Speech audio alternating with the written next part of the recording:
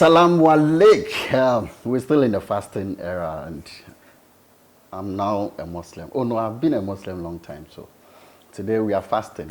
We've started some couple of weeks ago, and we're still in the fasting mood. My name is Danlad Yakubu. Yeah, you can call me KCJ anyway.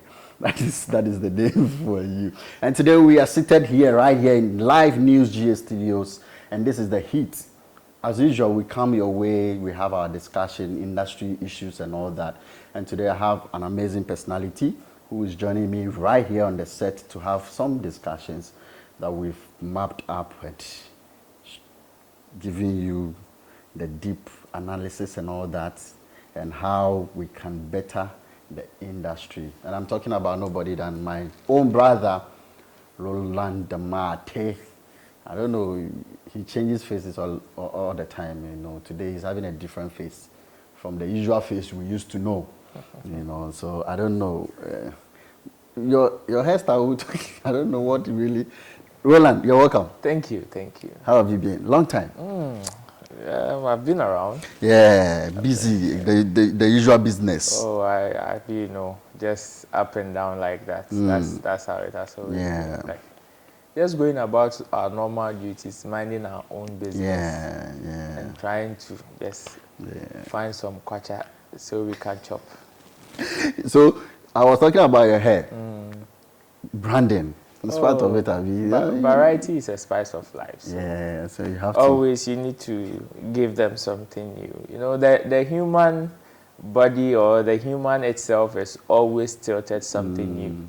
That is why at a point you realize some people would say, "Oh, artists be a trim, why?" So it is our responsibility as creative people to always look fresh, to always look new in the eyes of the people that we serve. So this is also one of my ways. So say Chewa, my momo number no. You can hit me up and I will give you up my 0244.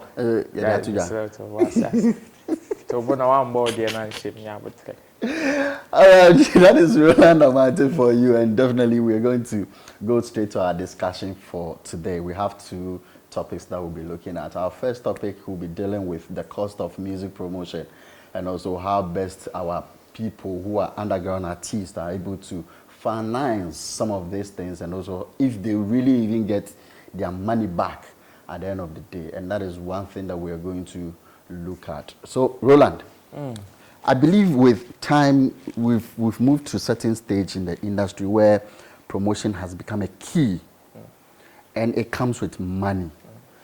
Some of these old artists have their way around on how to do their promotion, but our upcoming artists sometimes find it difficult to be able to put money into some of these things. How do you think that we're losing something, or the industry has to probably get some support? But before we go there, how is promotion being like? How is it going when it comes to artists? Well, I think if somebody thinks that promotion in terms of music marketing has changed, I would beg to differ, because you see, it is the level of promotion or the idea of promoting a song or a product or a record all boils down to the engine of it is getting an investor to fund whatever you're doing. And since the days of Adam, when music started, this has always been, there has never been an era where people would say, oh, this era there, we had lots of people funding our projects. No. Regardless of whichever era you find yourself, you will still get people who will still complain, Charlie. At this point, gone were the days where the music people who were funding music in terms of promoting music or even marketing music were what they call producers. That is now the executive producers. Now, gone those days, people would tell you, Charlie, producer. Some people would have to leave their regions far to even come to Accra just in search of producers. And in our current state or our current dispensation, it is almost the same story. We have people who will tell you, Charlie, I'm looking for a record label, I'm looking for somebody to invest in me. And it is the same light. Just that the business format of it, that is what has changed. first, it was just about you finding an executive producer, and that producer more or less finds a distributor or probably is a distributor himself. Okay. So it is more or less like one man doing stuff, doing so many things, or just about few people. But now the chain has changed. Okay. It is not just about the producer or the executive producer doing anything. The only thing now, there has been disintegration, whereby people have now taken positions in the blockchain. So aside the executive producer, you have probably the business manager. Then when you want to market it to the world, that is when you go and find influencers, you seek the traditional media, and now even the online media as well. So now it is just that the format of marketing music or promoting music has changed. But in that, with that perception of people needing investors, or we as an industry needing investors there, I don't think it has ever changed. There's still always people seeking investors or seeking for people to just invest in their craft or even push their music. Let's look at the cost now. Is it becoming more expensive in promotion your music?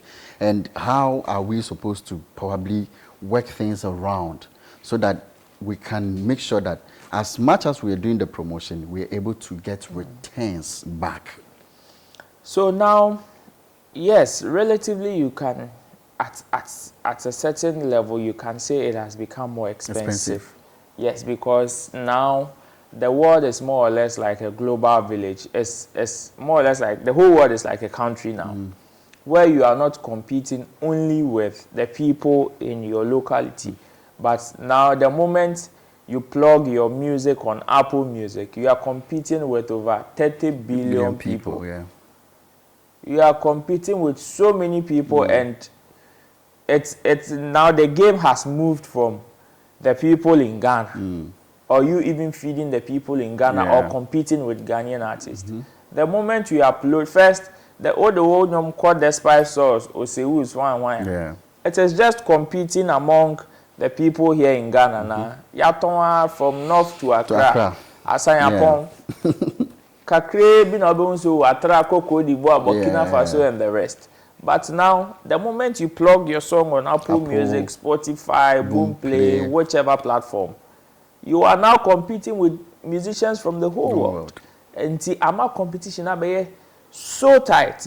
And unfortunately, it has even become the story of somebody going to a school like, let's say, Alphabeta or something, and another person going to DHS, whilst they are all going to write the same BC.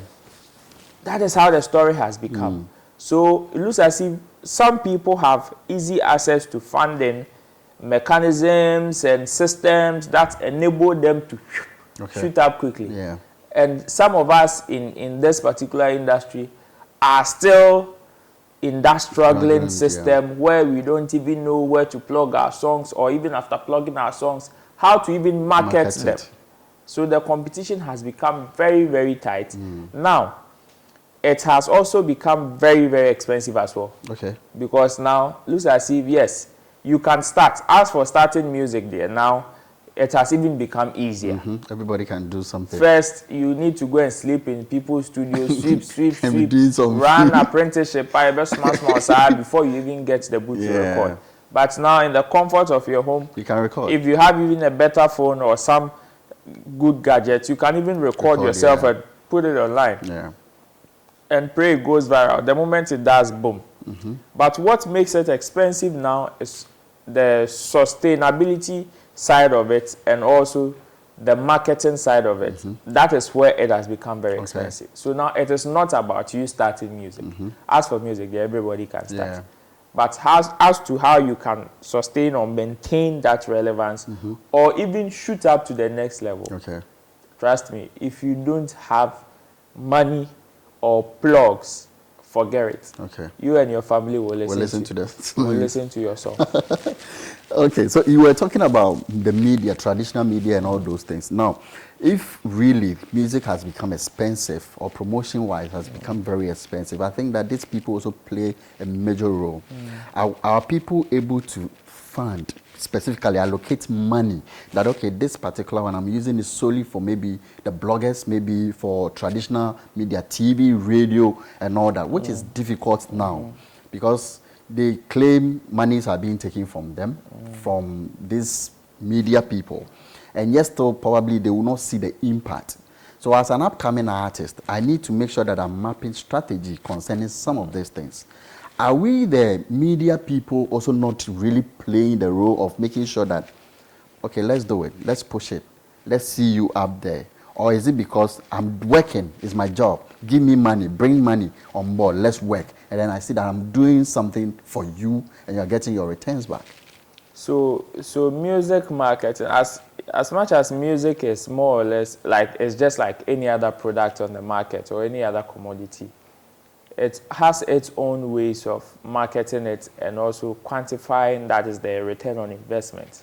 So sometimes when people say, oh, I paid money to traditional media, I paid money to bloggers, I paid money to influencers, and I did not see the impact, I ask myself, okay, did you do it right? What really was your strategy? Okay. What really were you looking out for?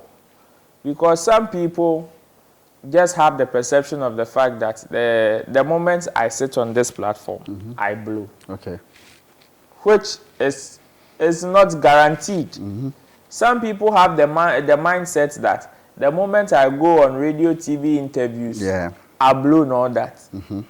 Which is just a fraction of the whole job.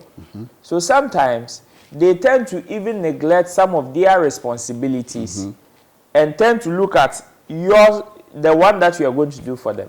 So assuming I'm an artist and I map up a strategy of, okay, let me come and pay KCJ 2,000 Ghana cedis and come on LivenewsGh. Okay.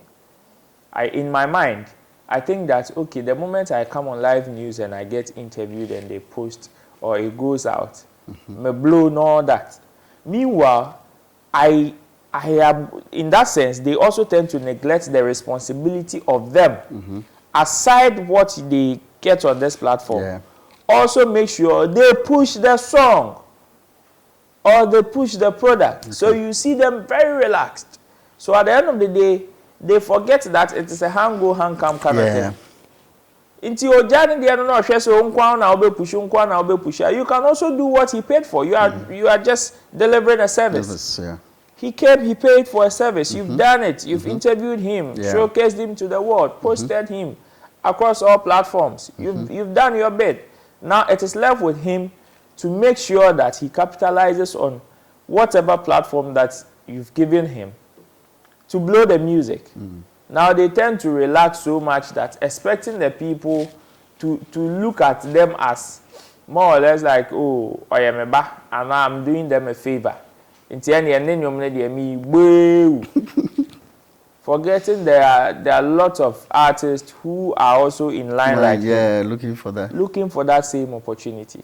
So yes, I think some people who do that, I think it is because they don't map out good strategies. They are not so specific about what they want. They really don't know what they want.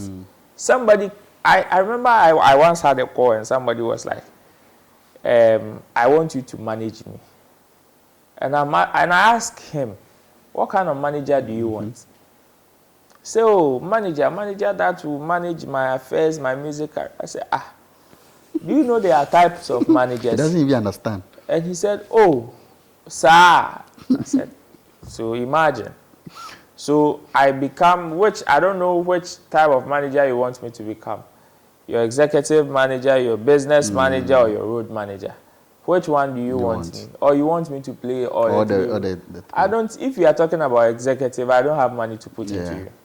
For business, I can. Maybe for road, I can. But at the end of the day, what is also my interest in it? Oh, I am good. I believe in my talents. I will blow, brah. See, I always tell them, the only person that knows you are going to blow, forget it. It is only you. Nobody else. Nobody. Forget everybody that says that, oh, me, the moment I saw you, know, I realized there's something in you. You are going to be, or be like, be set up. It is just a feeling. The only person that knows that Black Sheriff was going to blow was himself. The only person that knew that Sarkodie was going to blow was himself. Any other person that tagged along or helped them to blow is the person that believed what they said. Yeah. So trust me, if I don't believe you, it is not my fault. I hear musicians say, oh, when I was coming up, I went to this person and they will mention someone like Makokre Kumante, they will mention some people and say, oh, when I took my song to this person, no, touching it. Charlie, you can't blame the person. The person is dealing with his feelings and guts. Okay. And I'm sure the amount who feel it will be blown. You are the only person that knows it. Okay. So I believe that sometimes they should be really specific about what they want when they are approaching people for services like this, especially with regards to promotion. Some people, they don't know the dynamics of the various types of the media. The online has a different dynamic. The traditional media, that is the radio, TV, print, all has its own dynamics. So you don't go and sit on TV and expect them to play your music back to back to back like radio. You don't go and sit on radio and expect them to be showing your music video on their Facebook live feed back to back to back like TV. You don't go into the print and go and tell them, oh, this week much of and next week mantra. Every media outlet or platform or sector has its own dynamics. And the earlier some of our people know these dynamics, that is when some of these conversations of, oh, I paid money to them for them to do this, I paid money for them to do that for me, they didn't do it. I think that conversation will minimize. All right. A quick one, but before we go, I just want your quick view on this one. Okay. Is the growing expenditure of music, is it really affecting the organic visibility that we have now? Of course. Of course, it is. You know, now across the whole world, even the big labels do not have time for grooming artists again. It is just about what product do you have? What kind of songs have you recorded? Okay, you have listened to it. I think this will be good for the international market. Now let's pump money into it. Okay. First, music was, yes, I know for the spirituality or the organic side of it, it is only the artist and some few fans that can capture it. But now majority of people jump to songs, not because they are so enthused or the song is so much into them, but it is because more or less the songs are being shoved in their throats. So now you open Facebook, you see boom boom boom. You open TikTok, you see boom boom boom. You open Twitter, you see boom boom boom. The ear is designed in such a way that the more you hear, the more it sticks to your brain. So you always vibe to it. I won't tell you, for the first time when the song was played, you didn't like it, but along the line, somebody can keep playing. Before you realize, you start singing along. It's like that. So that has taken the organic side of music away so much. Now it is about what we want the people to hear. It is not about, oh, consciously making sure that, Charlie, we are driving this message. Like reggae, we say, okay, we are tackling racism in society. We are tackling this kind of situation in society. We are tackling this, we are tackling that. Pick the current trend of afrobeat songs around the world, from Ghana, Nigeria, whichever country. Pick them and try to dissect them. The ones that tackle societal issues, one that tackle love, one that tackle money, and all that. And you realize that love and money and sex constitute 70% of them. Oh. So now it is not about, Charlie, we are driving some consciousness behind. We want the people to hear this. Let's give it to them. They will consume it. We will make our money back. Boom. We are done. Go away. We are done. All right. So that is that, Roland, for you, and amazing, inputs concerning the topic that we just discussed. We'll be right back and then we'll pick our second topic.